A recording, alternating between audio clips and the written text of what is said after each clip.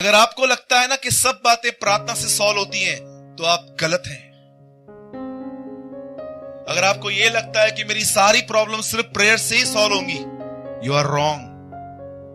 कुछ बातें प्रार्थना से सॉल्व होती हैं, कुछ बातें परमेश्वर की बड़ाई करने से सॉल्व होती हैं, कुछ बातें अन्य भाषाएं बोलने के द्वारा सॉल्व होती हैं, और कुछ बातें, अभी मुझे एक बात बताइए, अगर इस कलीसिया के अंदर किसमें दुष्ट आत्मा है और मैं प्रार्थना कर रहा हूं रोकर, प्रभु यीशु मैं प्रार्थना करता हूं उसे छुड़ा, क्या ये पैटर्न सही है? टेल मी, क्या करना है यहां पर? अधिकार लेना है। नासरी यीशु के नाम से हम तेरे विरुद्ध आते हैं। We are the church of the living God. हम यीशु मसीह की कलीसिया तुझे अधिकार देते हैं, निकल इसमें से। शैतान से विनती करने की कोई जरूरत नहीं है, निकल। अब मुझे बताइए, क्या ये प्रार्थना परमेश्वर देना, ऐसा लगता है दुष्टात्मा पे अधिकार चलाना है, उस पे नहीं, प्रभु पे चला रहे हैं हम अधिकार। परमेश्वर से विनती करते हैं। बहुत बहनें बोलती है मैं प्रभु से झगड़ा करती हूं, सही है, मैं प्रभु से फाइट करती हूं ब्रदर। अच्छा, फाइट भी होता है ब्रदर, क्या करूं मैं दूसरों से नहीं करती हूं ना, प्रभु से तो करती हूं, क्या ये सही है? बहुत सारे लोग कलीसिया में अन्य भाषा बोलते हैं, क्या सही है? मुझे बताइए पौलुस कहां कहता है कि कलीसिया में खड़े होकर अन्य भाषा में बोलिए? मुझसे जब से ये बातें मालूम पड़ी मैंने बोलना ही बंद कर दिया। अन्य भाषा तब बोलिए जब उसका अर्थ बताने वाला भी हो, नहीं तो लोग आपको क्या कहेंगे, ये बोलते क्या है, रबा रबा रबा, क्या बोलते हैं, बोलते क्या? उल्टा लोग समझ में तो नहीं आते, डिस्करेज होके जाते हैं। लोग बोलते क्रिश्चियन बनाते हैं, ये तो कोई अलग ही भाषा थी। मैंने ऐसे बहुत सारे लोग देखे ऐसे अन्य भाषा बोलते। हाँ, अगर आप पर्सनली प्रेयर कर रहे हो, जितना चाहिए दबा के अन्य भाषा बोलो, लेकिन जब आप कलीसिया में आते हो पर्सनली बोलो। लेकिन जब हम यहां खड़े रहते हैं, आप तब बोलो। प्रभु का धन्यवाद, सब बुद्धिमान भाई मिले यहां पर, बोलो जय मसीह की। हाँ, और विनती कभी करते, विनती कभी करते। जानते हो मैं अन्य भाषा में कब बात करता हूं? जब मैं देखता हूं मेरा मन भटक रहा है, मैं चालू हो जाता हूं टंग्स में बात करना, क्योंकि मैं देखता हूं मेरा मन मेरे वश में ही नहीं आ रहा है। फिर मैं अन्य भाषाओं में बात करता हूं परमेश्वर से, कुछ टाइम के बाद वो कंट्रोल में आ जाता है। बोलो यीशु मसीह की। अभी आप बोलोगे ब्रदर आप मुझे वापस गिल्ट दे रहे हो, क्यों? मेरे को तो अन्य भाषा का वरदान ही नहीं है। मैं आपको बताऊं, आपको उससे बढ़कर एक वरदान है, प्रभु की बड़ाई करने का। बताइए ये वरदान किसके पास नहीं है? Tell me. और मैं आपको एक सरप्राइज दूं, यीशु ने कभी अन्य भाषा में बातें नहीं की थी। बोलो जय मसीह की। He never spoke in tongues, but जानते हो वो बड़ाई करता था। कहां लिखा है कि वो बड़ाई करता था? मुझे बताइए। मैं आपको बाइबल में एक वचन दिखाऊं जहां पर यीशु ने पिता की बड़ाई की है। हे पिता, स्वर्ग और पृथ्वी के प्रभु, ये क्या है? प्रेजिंग। वो परमेश्वर की बड़ाई करता था। जब आप बड़ाई करते हो ना, आपको पता भी नहीं है, आप सालों से जिन बातों में अंदर अटके हुए हो ना, वो ऐसे टूटती हैं बातें अंदर में, ऐसे ब्रेक होती है, वो बॉन्डेज टूटते हैं, क्योंकि praise always release the power. हमेशा जब आप प्रभु की बड़ाई करते हो ना, आपके जीवन में परमेश्वर एक अद्भुत सामर्थ भेजता है, जो आपको अंदर से, आपके प्राणों के अंदर से, सालों से जो बंधन है वो टूटते हैं। इसलिए भजनकार बहुत बार कहता है, मेरे प्राणों का उद्धार कर, Lord delivered me my soul. बोलो जय मसीह की। आइए अभी कौन परमेश्वर की बड़ाई करेगा? ठीक है, मेरे साथ कहिए, हाथ उठा के कहिए, प्रभु महान है, प्रभु दयालु है, प्रभु अनुग्रहकारी है, प्रभु को गुस्सा आने में हजारों साल लग जाते हैं। वो महान है, वो मेरे जीवन का प्रभु है, उसको छोड़ कोई परमेश्वर नहीं है। जब मैं अपने मां के पेट में था तब से वो मुझे जानता है, वही मेरा प्रभु है। घने जंगलों में वह मेरे लिए एक सेब के पेड़ के समान है। यीशु धन्यवाद, मुझे चुनने के लिए, मेरी रक्षा करने के लिए, मुझसे प्रेम करने के लिए, मेरी जरूरतों को पूरा करने के लिए। कोई नहीं है साथ, फिर भी अकेला महसूस नहीं होता हूं, क्योंकि आप मेरे साथ हैं। Thank you Jesus. रोज बोलिए ऐसा, मजा आ जाएगा आपको, आप समझेंगे जीवन क्या है।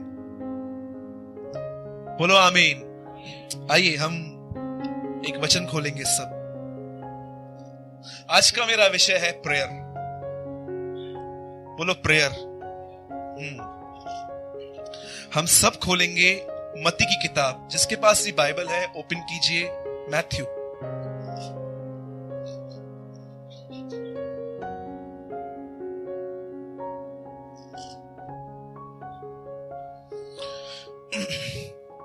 जो लोग सो रहे हैं बोलिए जय मसीह की।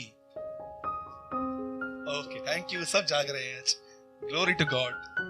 मुझ प्रचारक के लिए इससे बढ़कर बड़ी बात क्या हो सकती है कि सब जाग रहे हैं। ओके, अगर आप मेरा रिस्पॉन्ड करेंगे तो मैं 1 घंटे में पूरा करूंगा। नहीं तो आपको सवेरे का ब्रेकफास्ट मेरे साथ खाना पड़ेगा। अगर आप 1 घंटे मुझे रिस्पॉन्स करोगे तो मैं 1 घंटे में पूरा करूंगा बस। आइए हम सब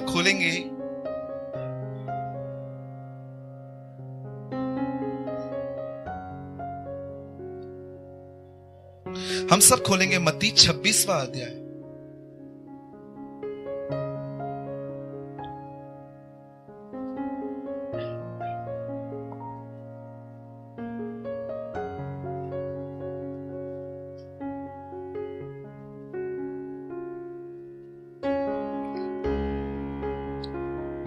आगे ये डोर बंद हो जाएगा।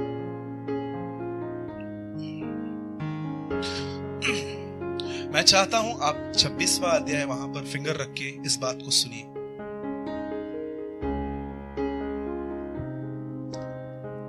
सब यहां देखिए, जय मसीह की। लिसन। जिस समय प्रभु यीशु का जन्म हुआ, मुझे बता सकते हैं उसके जन्म के साथ कौन सा वचन पूरा हुआ? जिस समय नासरत में प्रभु यीशु मसीह का बैतलहम में प्रभु यीशु का जन्म हुआ, कौन सा वचन पूरा हुआ? यस, यशाया में लिखा है वो कुंवारी गर्भवती होगी और पुत्र जनेगी। वहां लिखा है वह पुत्र जनेगी, ताकि यह वचन पूरा हो कि एक कुंवारी को पुत्र जन्म होगा, उसका नाम रखा जाएगा इम्मानुएल। जब यीशु मसीह आया तो यह वचन पूरा हुआ। राइट।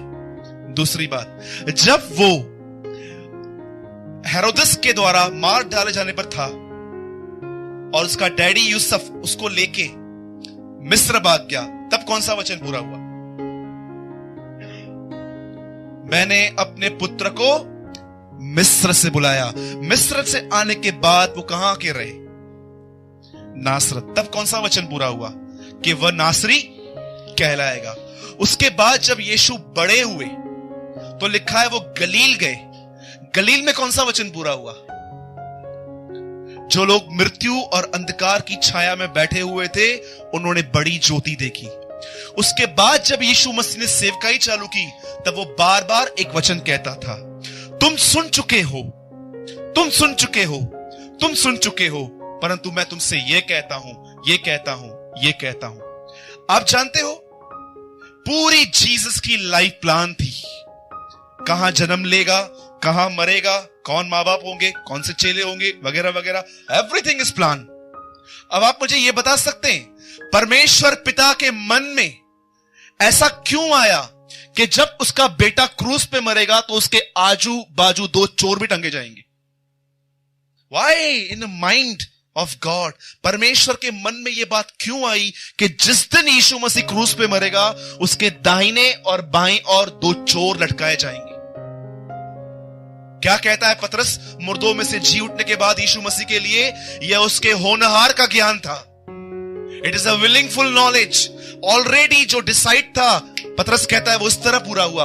आप जानते हो जब यीशु मसीह क्रूस पे था, एक दाहिने और चोर था, एक बाएं और चोर था। राइट है, दोनों चोर थे। अब मुझे बताइए क्रूस पे क्या अलग किया गया?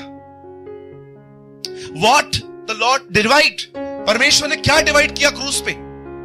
होली और अनहोली, पवित्र और अपवित्र, दोनों चोर अपवित्र थे। तो परमेश्वर ने क्रूस पे क्या अलग किया? पापी और पवित्र दोनों अपवित्र थे, परफेक्ट और इम्परफेक्ट दोनों इम्परफेक्ट थे। आप जानते हो क्रूस पे उसने क्या डिवाइड किया? Honesty and dishonesty. एक ईमानदार और एक जो ईमानदार न था, उसने वहां पर अलग कर दिया उनको।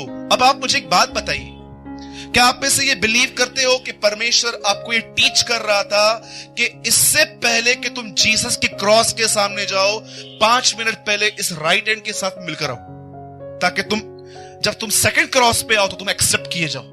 अब मुझे बताइए, यीशु मसीह क्रूस पे लटका हुआ था, इसके दाहिनी और एक चोर था और बाइनी और दूसरा चोर था। एक चोर ने यहां से लेफ्ट साइड वाले ने कहा, अगर तू मसीह है तो हमें भी उतार और खुद भी उतर। लेकिन जानते हो उस राइट साइड वाले ने क्या कहा? उसने पहले यीशु से बात नहीं की है, उसने वहीं से इससे बात की है। अरे तू परमेश्वर से भी नहीं डरता है क्या? हम तो अपने कामों का ठीक फल पा रहे हैं, परंतु उसने क्या गुनाह किया है? आप मुझे बताइए। सब ध्यान दीजिए जो मैं बात को बोल रहा हूं। परमेश्वर ने क्यों डिसाइड किया कि यीशु के क्रूस पे जाने से पहले 5 मिनट इस चोर के क्रूस के सामने जाओ और वहां से कुछ लर्न करो? मैं आपको बताऊं क्या था इस सबके अंदर। एक अच्छी बात क्या थी? आप में से बहुत सारे लोग यहेजकेल की किताब कभी नहीं पढ़ते, इसीलिए आप इन बातों को नहीं समझ पाते। आप जानते हो यहेजकेल की किताब एक ऐसी किताब है जिसमें अदन की वाटिका का एक अलग ही नाम रखा गया था। जानते उसका जिस जगह में आदम को प्रभु ने रखा था, उत्पत्ति में लिखा है कि यह अदन की वाटिका है, लेकिन यहेजकेल की किताब में लिखा है छोटा स्वर्गलोक, लिटिल पैराडाइज। अब मुझे बताइए, हम सब आदम के लिए जानते हैं ना कि आदम ने अपनी वाइफ से फल खाया और ऐसे से किया। मुझे बताइए, जब हवा से ये पूछा गया तूने क्या किया, तो एक्चुअली हवा ने क्या उत्तर दिया? जब हवा से पूछा गया क्या तूने फल खाया, हवा ने क्या कहा? मुझे सांप ने खिलाया। आप जानते हो ये इसका कन्फेशन था, मुझे सांप ने खिलाया। इसका मतलब क्या है? 45% आदम का पाप, 45% ऐसे सांपों का पाप जो आपने हमको बना के दिए हैं, 10% मेरा है। परमेश्वर ने क्या कहा? Get lost from my presence. जानते हो जब परमेश्वर ने कहा यहां से निकलो, इसका मतलब क्या है? स्वर्गलोक से निकलो। मैं कभी कभी सोचता हूं बिलीवर्स अर्थ पे पैराडाइज को फील क्यों नहीं करते? क्यों उनको हमेशा हेल फील होती है अर्थ पे? जानते हो क्यों? Because they are not honest. अब इस चोर को देखो, इसने क्या कहा? प्रभु हमने अपने कामों का ठीक फल पाया है। यीशु ने इससे क्या कहा?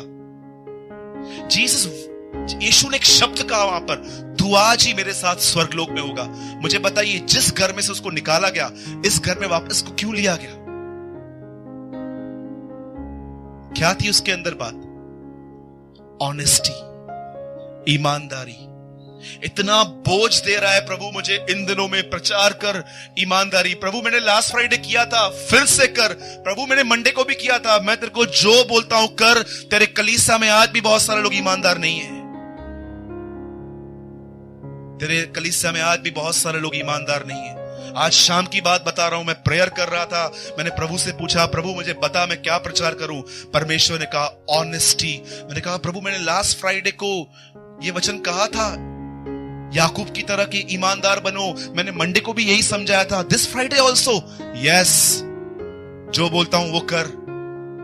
लोगों को बोल वो ईमानदार बने, वो ऑनेस्ट नहीं है, वे ईमानदार नहीं है। They are living a double life. मैं आपसे पूछता हूं, आप कितना % ब्लेम अपने ऊपर लेते हो एवरी डे? आप जानते हो इंसान स्वर्ग को क्यों आज भी हेवन, क्या कहा है बाइबल के अंदर? व्यवस्था 28 या 29 अध्याय में लिखा गया है, अगर तू अपने परमेश्वर यहोवा की आज्ञाओं को माने तो तू पृथ्वी पर स्वर्ग के दिन देखेगा। This is a word in the Bible. लेकिन क्यों हम हर जगह पे डेविल देख रहे हैं, शैतान देख रहे हैं, दुष्ट आत्माएं देख रहे हैं? जानते हैं क्यों? People are not honest. ईमानदारी 1 मिनट में आती है, पवित्रता आने में बहुत समय लग जाता है। It's take a long time. Perfection आने में बहुत समय लग जाता है। लेकिन मुझे आप बताइए, कितने लोग जानते हैं ईमानदारी कितनी सेकंड में आती है? जय अंकल, मैं एक वचन रीड कर रहा था, आप थोड़ा हैरान हो सकते हो इस बात को सुन के। यीशु मसीह के दिनों में एक ग्रुप था, वो ग्रुप दिन और रात बाइबल स्टडी करता था। और जानते हैं, जिस दिन यीशु मसीह उनके सामने आया, यीशु ने उस ग्रुप के लिए एक प्रचार किया। और जानते हैं इस ग्रुप को उसने मैसेज क्या दिया? उसने इनको ये नहीं कहा you are a great Bible teachers, तुम लोग है ना बहुत जबरदस्त पढ़ाई करते हो, तुम लोग का तो कोई जवाब ही नहीं है। जानते हो यीशु ने उसको क्या कहा? बाइबल स्टडी करने वालों को हिंदी में ऐसा लिखा है, तुम नरक की आग से कैसे बचोगे? इंग्लिश में लिखा है how you skip from the damnation of the hell. अब मुझे बताइए, यहां पर ये लोग खड़े हैं और यीशु उनको कहता है तुम नरक की आग से कैसे बचोगे, लेकिन यहां पर वेश्याएं खड़ी हैं, चोर खड़ा है, यीशु उनको वेलकम कर रहा है और यीशु उनको कहता है राज्य की संतान नरक में डाल दी जाएगी, परंतु वेश्याएं और चोर पहले उसके राज्य में आएंगे। मुझे बताइए, दिन रात बाइबल पढ़ने वालों में ऐसा क्या नहीं था जो वेश्याओं में और चोरों में था? वे ऑनेस्ट थे। बहुत लोग कहते हैं ब्रदर जब प्रभु यीशु आएंगे मुझे लेके जाएंगे, क्योंकि मैं तो परफेक्ट नहीं हूं। मेरे भाई, मैं तुझे लिख के दे सकता हूं, अगर तू ईमानदार है तू जाएगा। आप जानते हो क्यों परमेश्वर ने यीशु मसीह के साथ एक चोर को पहले पहले भेजा है वहां पर? God you are great. आप जानते हो क्यों स्वर्ग में पहला व्यक्ति पौलुस पतरस नहीं, एक चोर गया है? ये दिखाने के लिए आई वॉन्ट ऑनेस्ट पीपल, ईमानदार लोग। गुस्सा हो जाने के बाद ये मत कहिए कि इसकी वजह से मैंने अपना टेम्पर खोया। परमेश्वर से कहिए Lord this is attitude in me. जब आप अपने हस्बैंड को गंदा बोलते हो तो हमेशा ये उम्मीद मत करो कि वो हम तुमसे आके हमेशा खुद माफी मांगे। कभी कभी खुद भी चले जाओ और बोलो सॉरी, मैं बहुत डिस्टर्ब थी मॉर्निंग से बच्चों की वजह से, रियली सॉरी। जब आप जेलसी फील करते हो ना अपने अंदर ही अंदर, और परमेश्वर से कहो प्रभु यार तू उसको बढ़ा रहा है, मुझे प्रॉब्लम क्यों हो रही है? This is my problem Lord, ये किसी और का प्रॉब्लम नहीं है। जब आप देखते हो ना कि आप जरूरत से ज्यादा खाते हो पीते हो, उसकी वजह से आपका प्रार्थना जीवन खत्म होता जा रहा है, परमेश्वर से कहिए प्रभु मेरे अंदर खाने की इतनी लस्ट क्यों है, मुझे निकाल। मैंने इन दिनों में ऐसे भी लोग देखे हैं जिन्होंने ज्यादा खाने पीने की वजह से अपना प्रार्थना जीवन खो दिया है। इतना खाते हैं कि जब वो प्रार्थना में बैठते हैं ना उनको डिकारें आती हैं। इसलिए बाइबल के अंदर वार्निंग्स हैं कि परमेश्वर का राज्य खाना पीना नहीं है, परंतु पवित्र आत्मा की सामर्थ है। बोलो जय मसीह की। आइए एक वचन खोलिए मेरे साथ।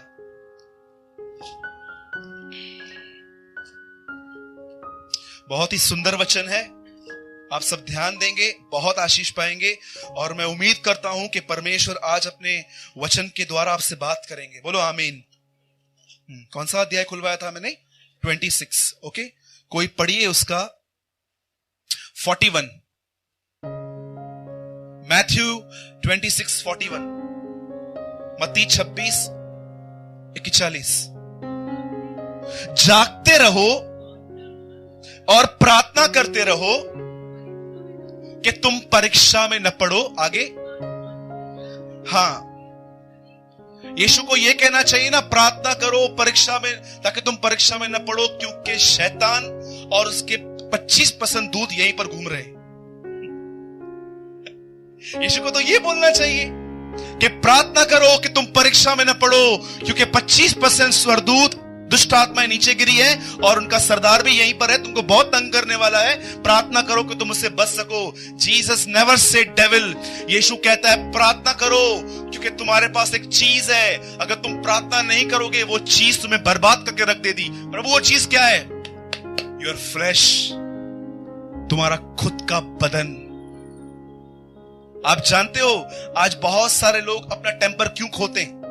क्यों उनके अंदर लस्टफुल थॉट्स होते हैं? क्यों उनके अंदर बहुत सारी बुरी बुरी बातें होती हैं? जानते हो क्यों? बाइबल कहती है, अब मैं आपको ठीक है मैं आपको एक्सप्लेन करता हूं इस बात को। आज प्रभु बोझ भी है, सुनिए। मुझे बताइए, आप नए नियम में यीशु मसीह को प्रार्थना करते समय पहली बार आपने कहां देखा? क्या आपने देखा उससे प्रेयर की? जिसको आता है जोर से बोलिए। आप न्यू टेस्टामेंट के अंदर, नई वाचा के अंदर कब पहली बार आपने यीशु को देखा जहां पर उसने प्रेयर की? नहीं brother. when he was baptized. जानते हो, उससे बपतिस्मा लिया और लिखा है उससे प्रार्थना की।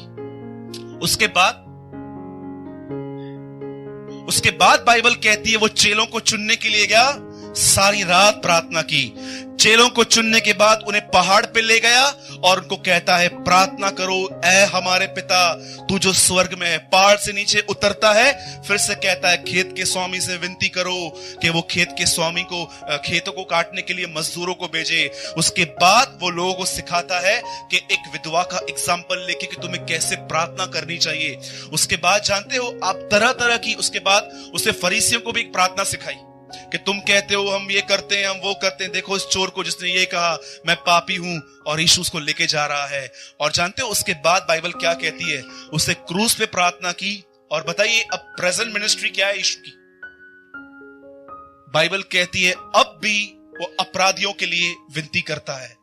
कितने लोग ये बिलीव करते हैं Jesus was the man of prayer and Jesus is the man of prayer.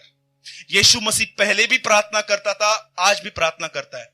जब मुझे कोई कहता है ब्रदर मुझसे ये पाप हो रहा है, तो मैं पहला क्वेश्चन उनसे ये पूछता हूं, प्रार्थना जीवन कैसा है? और मैं आपको लिख के दे सकता हूं, अगर आप जल्दी परेशान होते हैं, फ्रस्ट्रेट होते हैं, टेम्पर खोते हैं, माइंड के अंदर बुरे बुरे विचार आते हैं, आपको जेलसी होती है, आप एक्टिंग करते हैं, कुछ भी करते हैं, क्या भी करते हैं, मैं आपको ऐसे ही बता सकता हूं आपका प्रार्थना जीवन नीचे आ गया है। और मैं आपको इतना भी लिख के दे सकता हूं, अगर आप एक अच्छा जीवन जी रहे हो, इन दिनों में आपको गुस्सा नहीं आ रहा है, 100% परमेश्वर ने आपकी प्रेयर लाइफ फिर से बिल्ड की है। अब आप कहोगे ब्रदर ये कैसा? अब मैं आपसे एक सवाल पूछता हूं, जब यीशु कहता है प्रार्थना करो कि तुम परीक्षा में न पड़ो, कि किस प्रकार की परीक्षाएं हैं? यीशु ने यह नहीं कहा कि प्रार्थना करो कि तुम्हारे ऊपर परीक्षा आए ही नहीं। यीशु ने कहा प्रार्थना करो कि जब परीक्षा आए तो तुम उसमें न पड़ो। मतलब परीक्षा तो आएगी, लिख के दे सकता हूं वो आएगी। क्या कहा प्रभु ने? ऐसा कहा हमेशा प्रार्थना करो कि तुम परीक्षा ना आए। मुझे इस बाइबल में एक जगह पे बताइए कहां लिखा है कि यीशु ने कहा प्रार्थना करो कि तुम्हारे ऊपर कोई परीक्षा ना आए। यीशु ने सिखाया प्रार्थना करो कि तुम परीक्षा में न पड़ो। उसके बाद यीशु क्या कहता है? शरीर दुर्बल है परंतु आत्मा मजबूत है, विलिंगफुल है। अब मुझे बताइए प्रार्थना का आपके बॉडी से क्या लेन देन है? और मुझे आप बता सकते हैं ये वचन उसने किससे कहा? उसके उन चेलों से जिनकी आंखें नींद से भरी हुई थी। मैं कई बार लोगों से पूछता हूं, जहां मैं अलग अलग जगहों पे सेवकाई करने के लिए जाता हूं, मैं उनसे पूछता हूं ब्रदर क्या आपको प्रभु की आवाज सुनाई देती है? तो जानते सब लोग क्या बोलते हैं? नहीं यार, प्रभु की आवाज तो बहुत बड़े बड़े लोग सुनते हैं ना, वो जो आत्मिक लोग हैं 8-8 घंटा प्रार्थना करते हैं, हमको कहां से आती है? मैं आपसे एक बात पूछता हूं, कभी आपने ट्रेन में मारते हुए लोगों को देखा है? कितने लोगों ने देखा है? Lift your hand. कंचन है ना, तो इधर देखा है? कितने लोग उसको एंजॉय करते हैं? लास्ट टाइम मेरे से भटकी थी, छोट छोट मार खाने दे कि आप अंदर में प्रेयर करते हो, Lord I rebuke this demon in Jesus name. दूसरी बात, जब आप देखते हो मॉर्निंग में आप उठते हो और आप ब्रश कर रहे थे, अचानक आपके अंदर एक वॉइस आता है, प्रेयर कर। That is the voice of God. ये परमेश्वर की आवाज होती है। लेकिन हम जानते हैं क्या करते हैं? उस आवाज को सुस्ती में दबा देते हैं, उस आवाज को अपने कामों में दबा देते हैं। नहीं, मेरा ट्रेन है, मेरा गाड़ी है, मेरे को जाना है, हम उसको दबा देते हैं। और जैसे हम बाहर जाते हैं ये बदन अपने फल दिखाता है। और अगर आप प्रार्थना करते हैं तो जानते हो आप कैसे हो जाते हो?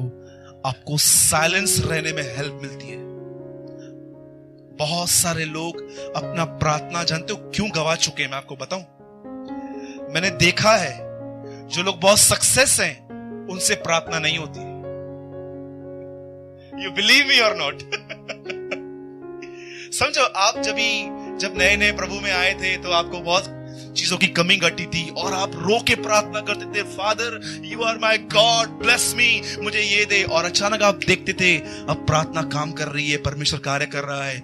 उसके बाद आहिस्ते आहिस्ते आपकी प्रार्थना ढीली हो गई और लास्ट में आप जब मॉर्निंग में निकलते थे, हे पिता तेरा धन्यवाद, तूने मुझे सब कुछ दिया।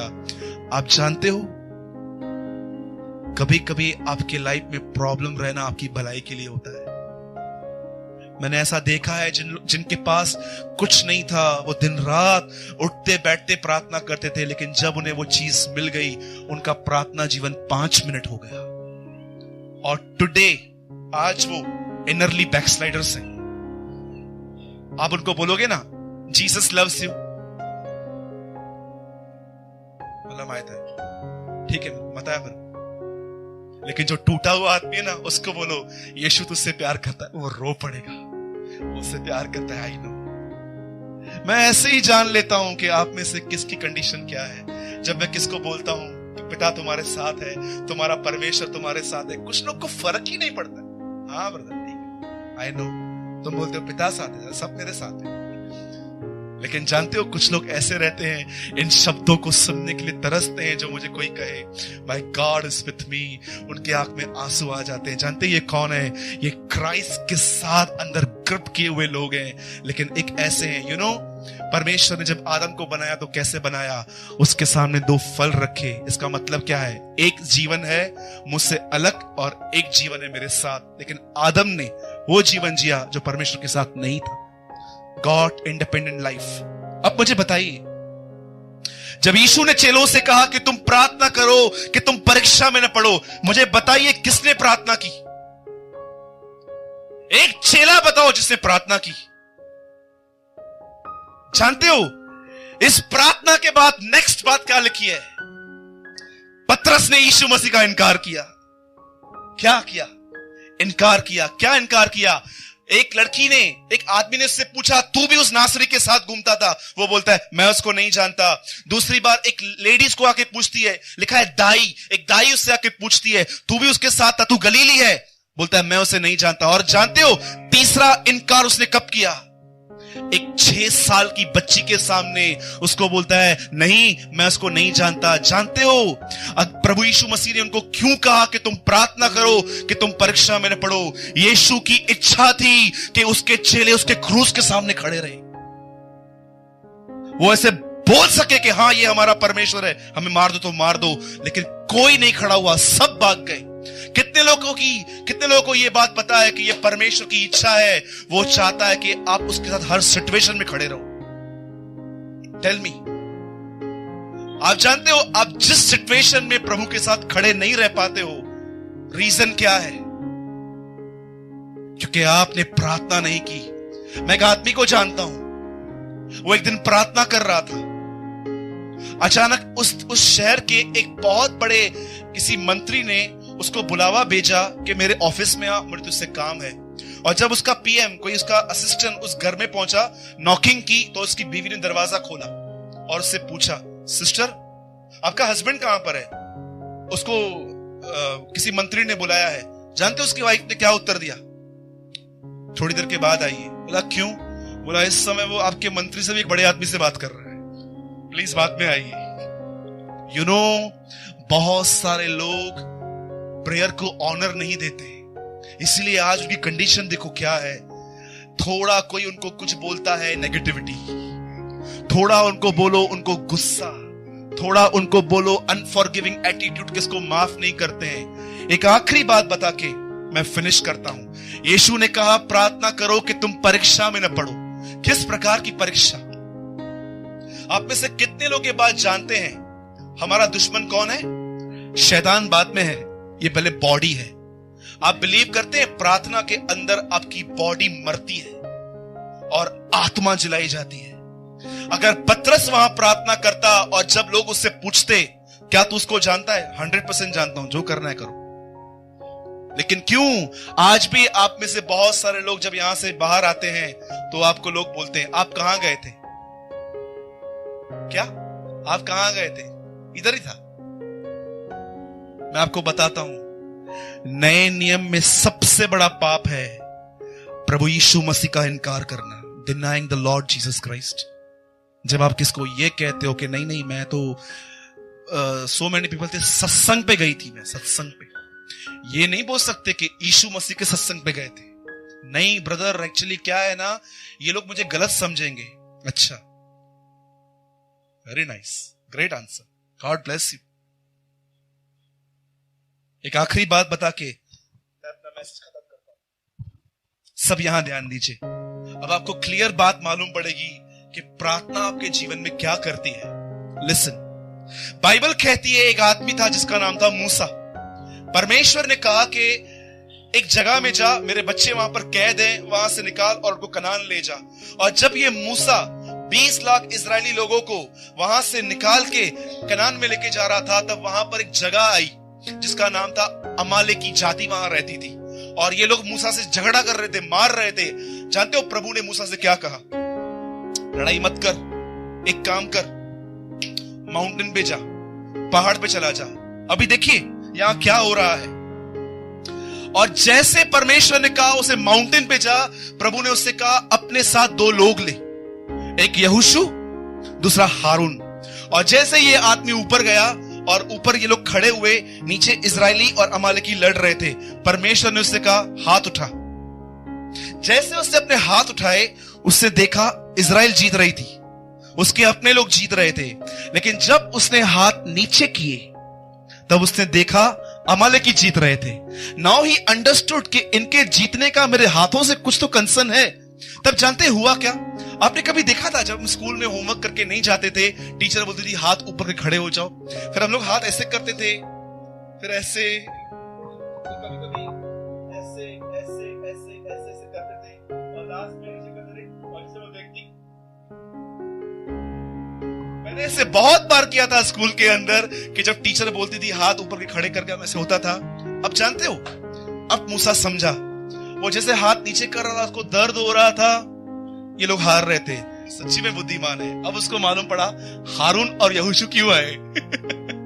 तब जानते क्या किया? हारून ने उसका एक हाथ पकड़ा, यहोशू ने उसका दूसरा हाथ पकड़ा, उसके हाथ पकड़े हुए थे और इजराइल जीत गई। ट्रस्ट मी, प्रार्थना आपको विक्ट्री देती है।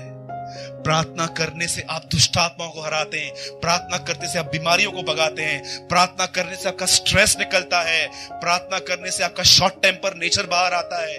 मैं आपसे कहता हूं यीशु की तरह प्रार्थना करो कि तुम परीक्षा में न पड़ो।